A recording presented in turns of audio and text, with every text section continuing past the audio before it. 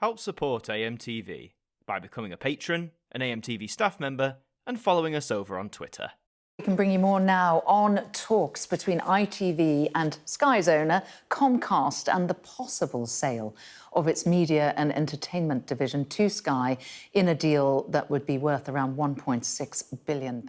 Hi there guys, it's Adam Martyn here, and welcome back to another video. And today we're going to be talking, or touching at least, on Sky once again. Now, you may remember recently the big news that ITV were in preliminary talks with Sky in terms of selling their television business to them. That would mean a major shake-up in the TV scene, that's for sure. And if you haven't seen it, definitely go and check out that video after this one. But what we're going to be talking about today is, I guess, another potential impact should this deal go through, but it sort of relates to Sky's history with FREEVIEW. Now, FREEVIEW, as I'm sure we're all aware, has been around for quite some time now, since the early 2000s. It's a service that caters to millions of people, still does, over tens of millions of them here in the UK, providing free-to-air TV across a whole boatload of channels from a whole boatload of broadcasters. Now, the future of FREEVIEW has been constantly thrown into doubt by various things. The launch of Freely that happened, of course, and what that means for it, and the gradual adoption of that.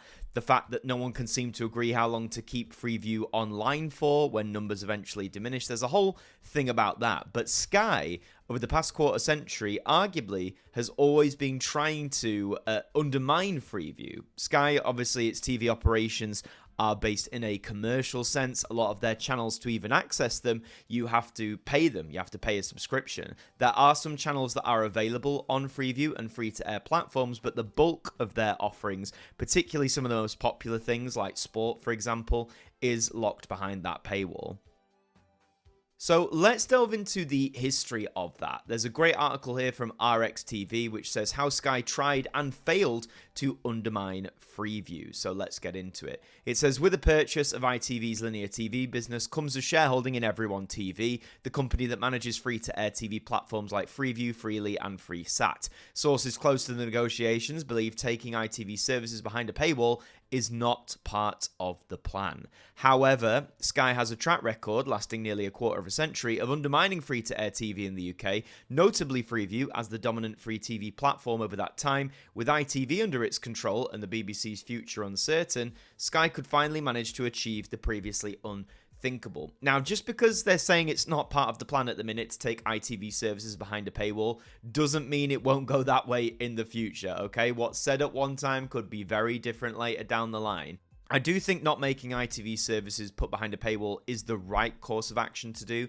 ITV, for many decades, of course, has been part of the free-to-air package, the biggest rival to the BBC, the oldest rival, one of the oldest broadcasters we have. So I think if Sky swooped in, if they did buy them and then locked all of them, you know, ITV's 1, 2, 3, 4 and all the rest of it behind a paywall, imagine your normally free ad tier of ITVX, imagine if that gets put behind a paywall as well. That wouldn't be a very good move. I can imagine them leaving it as free-to-air initially once the sale goes through, let any potential storm or people like me talking about it, let that die down, and then eventually shift it where the backlash may not be as substantial. But that's only a theory. So with their history, they have lured channels behind a paywall. So when FREEVIEW launched in 2002, it promised a rich mix of top-tier TV channels, but behind the scenes, deals unraveled. Turner's Broadcasting's TCM and Boomerang were expected to join, but negotiations with multiplex operator Crown Castle collapsed. Sky swooped in, securing Turner's channels, except CNN, for its pay TV lineup. I remember that being a kid and desperately wanting to have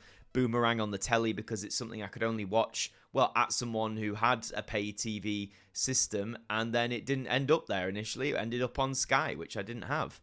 In its infancy, FREEVIEW was flooded with watered-down versions of pay TV content.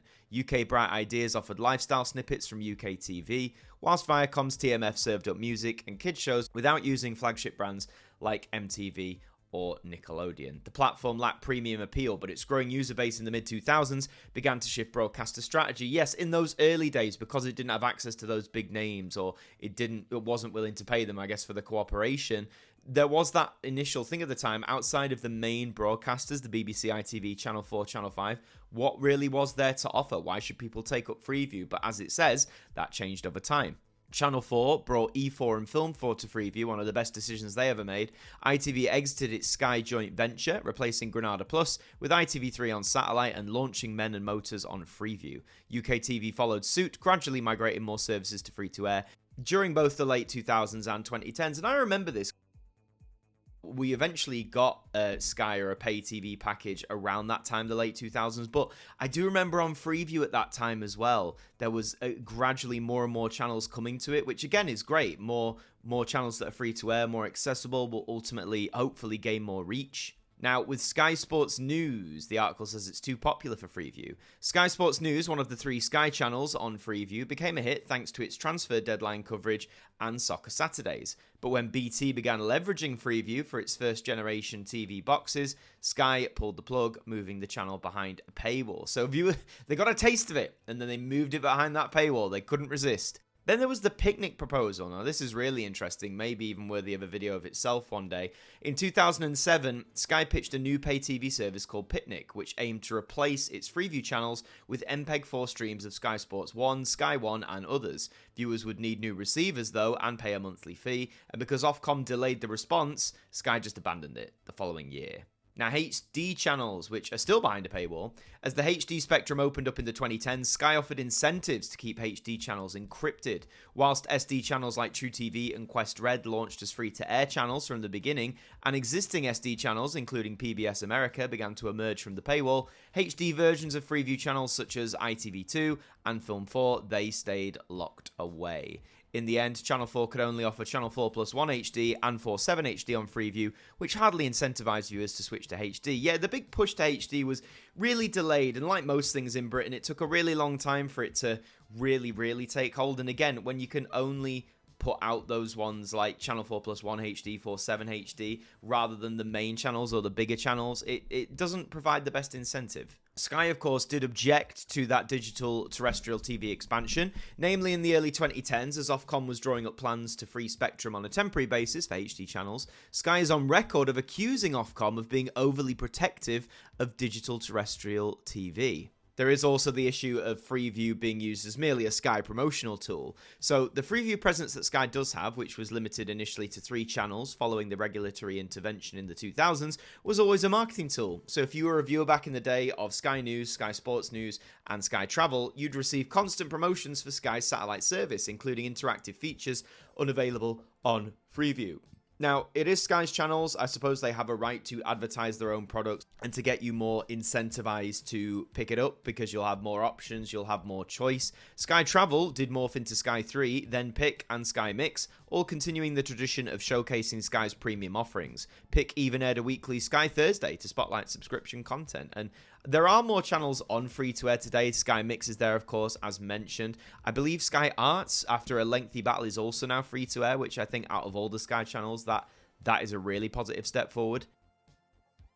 In regards to the future, it says as television consumption shifts increasingly towards streaming, the UK still lacks a unified standard for internet-based TV. While other countries eye up IP streaming services using open specifications, providers here are currently free to implement their own streaming solutions as they see fit. The fragmented approach means viewers need different receivers to access each company's proprietary IP streaming service. No consumer wants that. It's a faff. Have it all on one. Everyone will be much happier, trust me. In the early days of satellite TV, Sky leveraged its market dominance to shape standards and dictate how satellite channels were launched and configured, creating a system unique to the UK and Ireland. A similar dynamic could emerge in the realm of IPTV. That's partly why the UK's leading public service broadcasters have developed Freely, a proprietary platform aimed at securing a competitive edge. With Sky now bidding for ITV's channels, though, it holds the power to challenge and potentially undermine Freeview's successor. And that's a big thing that I think didn't get a lot of coverage in this ITV sell-off deal. Freely as a service seems to be growing steadily. I've not heard many negative things about it.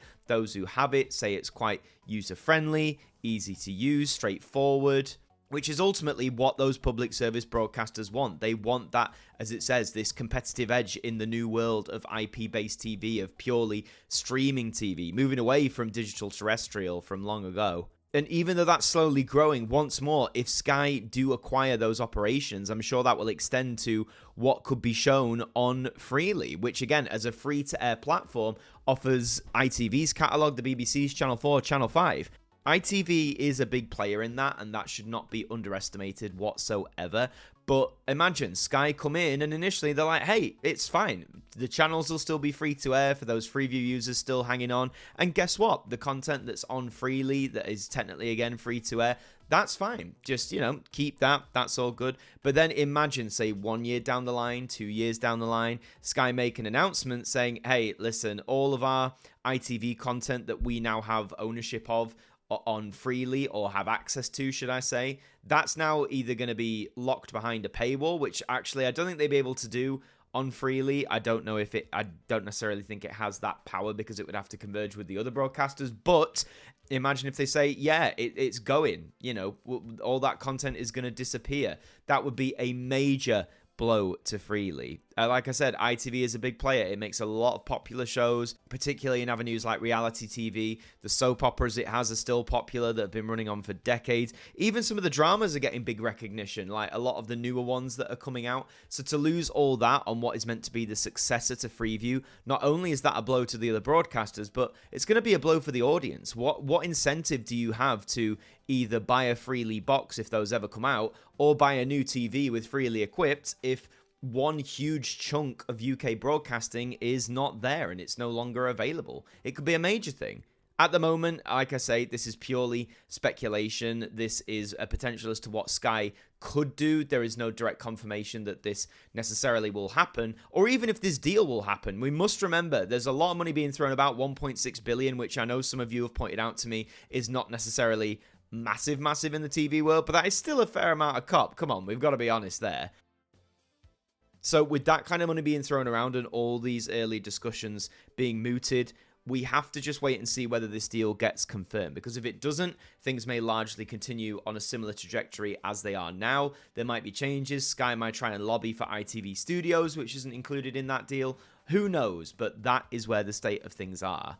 But what do you think about this? Do you think Sky is really in a position now to fully undermine not just FREEVIEW, but Freely as well as its successor, to not only establish the dominance it has in the commercial paid TV sector, but to really gain a foothold in free-to-air? And would it undermine it at its own free will, or do you think it would try and preserve what it is now? Let me know all your thoughts like that in the comments down below. But if you enjoyed this video, please do leave a like on it. It really does help us out. Subscribe to the channel as well if you're brand new. We would love to have you aboard here with us. In the meantime, I've been Adam Martyn from AMTV. Thank you for joining me, and I'll see you next time.